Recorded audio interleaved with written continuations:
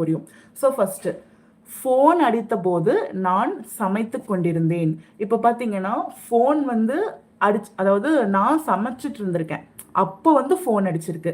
இதில் எந்த செயல் வந்து கண்டினியூவாக நடந்திருக்கு பாஸ்ட்ல? ஃபோன் அடித்த போது அப்படின்றதா இல்லை நான் சமைத்து கொண்டிருந்தேன் அப்படின்னு சொல்கிறதா? எது பாஸ்ட்ல கண்டினியூவாக நடந்திருக்கு? நான் சமைத்து கொண்டிருந்தேன். அதுதான் பாஸ்ட்ல கண்டினியூவாக நடந்துட்டு இருந்திருக்கு. பாஸ்ட்ல நான் சமைச்சிட்டு இருந்தேன் அப்படின்றதான் பாஸ்ட் கண்டினியூஸ் சென்ஸ். ஸோ இதை எப்படி சொல்லணும் அப்படின்னா, ஸோ ஃபஸ்ட்டு என்ன யூஸ் பண்ணணும்? சப்ஜெக்ட் யூஸ் பண்ணணும். ஸோ இங்கே சப்ஜெக்ட் என்னது? ஐ அப்படின்றது தான். ஸோ அதனால் ஐ யூஸ் பண்ணியாச்சு. அடுத்தது ஐ உடைய பாஸ்ட் கண்டினியூஸ் டென்ஸ்க்கு யூஸ் பண்ணக்கூடிய பேர் வந்து வாஸ்.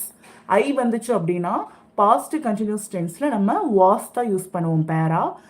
ப்ரெசன்ட் கண்டினியூஸ் டென்ஸில் நம்ம ஆம்னு யூஸ் பண்ணுவோம். அதுக்கு பதிலாக நம்ம வாஸ்ன்னு யூஸ் பண்ணி